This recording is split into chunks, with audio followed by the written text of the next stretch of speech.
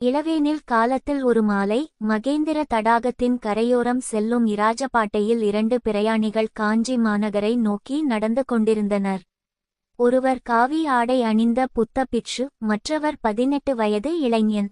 இருவரும் நீண்ட நடைப்பயணத்தால் களைப்புற்றிருந்தனர். காஞ்சி எவ்வளவு தூரம் என்று இளைஞன் கேட்டான். அதோ மரங்களுக்கிடையே மாளிகைகள் தெரிகின்றன என்று பிட்சு சுட்டி காட்டினார். இளைஞன் சற்று நேரம் அந்த காட்சியை பார்த்துவிட்டு, ஒரு நாழிகை தூரமா என்று கேட்டான். ஆம் என்றார் பிட்சு. இளைஞன் தனது மூட்டையை பாதையோரம் வைத்து ஏரியை நோக்கி உட்கார்ந்தான். பிட்சுவும் அவனருகே அமர்ந்தார். மேற்கு திசையில் சூரியன் அஸ்தமித்துக் கொண்டிருந்தது. மகேந்திர தடாகத்தின் நீர் பொன்னிறம் பூண்டு ஒளிர்ந்தது. வடகரையில் நிழல் படர்ந்து கருநீல நீரும் வெண்ணாரைகளும் கண்கவர் காட்சியாக இருந்தன. இது தடாகமல்ல, சமுத்திரம் என்றான் இளைஞன்.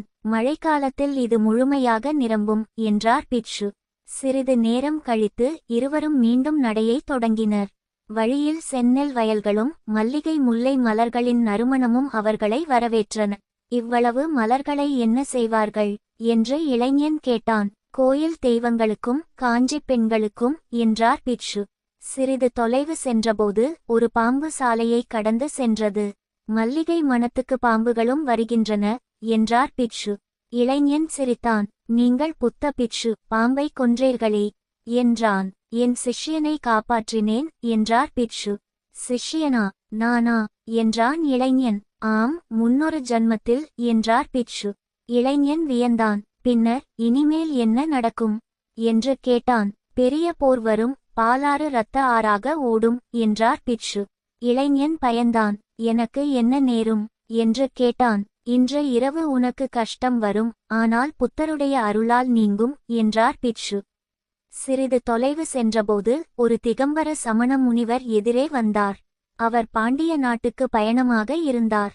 கோட்டை கதவுகள் அடைக்கப்படும் என்று சொல்லி விரைந்தார். பிட்சுவும் இளைஞனும் காஞ்சி கோட்டை வாசலை நோக்கி நடந்தனர். கோட்டை வாசலின் பிரம்மாண்டமான கதவுகள் மூடப்பட்டிருந்தன. இரவின் அமைதி கவிந்தது. இளைஞன் தன் எதிர்காலத்தை பற்றி எண்ணி பிட்சுவின் அருளை நம்பி முன்னேறினான். கோட்டை மதிலைச் சேர்ந்தாற்போல் ஒரு பெரிய அகழி இருந்தது. அதன் அகலம் 100 அடி இருக்கும். குனிந்து பார்த்தால் கிடுகிடு பள்ளமாயிருந்தது. அடியில் இருண்ட நீர் நிறைந்திருந்தது. பரஞ்சோதி புத்த பிட்சுவுடன் கோட்டை வாசலை நோக்கி நடந்து கொண்டிருந்தான். அகழியின் மேல் ஒரு குறுகிய மரப்பாலம் இருந்தது. அதை கடந்த கோட்டை வாசலுக்குள் நுழைந்தார்கள். கோட்டைக்குள் நுழைந்ததும் பரஞ்சோதி பிரமித்து போனான். எங்கு பார்த்தாலும் பிரகாசமான தீபங்கள், கலகலப்பான கூட்டம். ஆயிரக்கணக்கான மனிதர்கள் பேசும் சத்தம் காதில் விழுந்தது. இது என்ன அதிசயம் என்று முணுமுணுத்தான் பரஞ்சோதி. பிட்சு காவலனிடம், மருதப்பா, நகரில் ஏன் இப்படி கலகலப்பு? கோட்டை கதவு ஏன் இதற்குள் சாத்தப்பட்டது என்று கேட்டார். சுவாமி, சிவகாமி அம்மையின் நடனம் இன்று சக்கரவர்த்தியின் சபையில் அரங்கேறியது.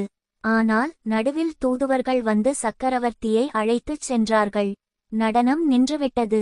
கோட்டை கதவுகளை அடைக்கும்படி கட்டளை வந்தது என்றான் காவலன்.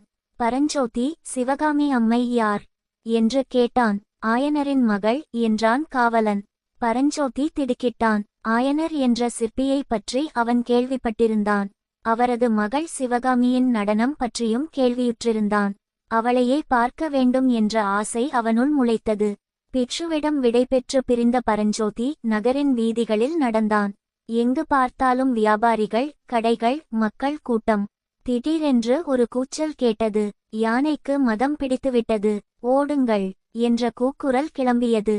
மக்கள் நாலாபுறமும் ஓடினார்கள். பரஞ்சோதி திரும்பி பார்த்தான். ஒரு மதயானை வீதியில் விரைந்து வந்து கொண்டிருந்தது. அதன் முன்னால் ஒரு பல்லக்கு இருந்தது. பல்லக்கில் ஒரு இளம் பெண்ணும் ஒரு பெரியவரும் இருந்தார்கள். பல்லக்கை தூக்கியவர்கள் அதை கீழே வைத்துவிட்டு ஓடிவிட்டனர். பரஞ்சோதி தன் மூட்டையை அவிழ்த்து வேலை எடுத்து தடியில் பொருத்தினான். யானை அருகில் வந்ததும் வேலை வீசினான். வேல் யானையின் கண்ணருகே பாய்ந்தது. யானை பிளிறியது. பரஞ்சோதி வேகமாக ஓடினான். யானை அவனை துரத்தியது. சந்தில் திரும்பி ஓடினான். சற்று தூரம் ஓடிய பிறகு யானை அவனை விட்டுவிட்டது.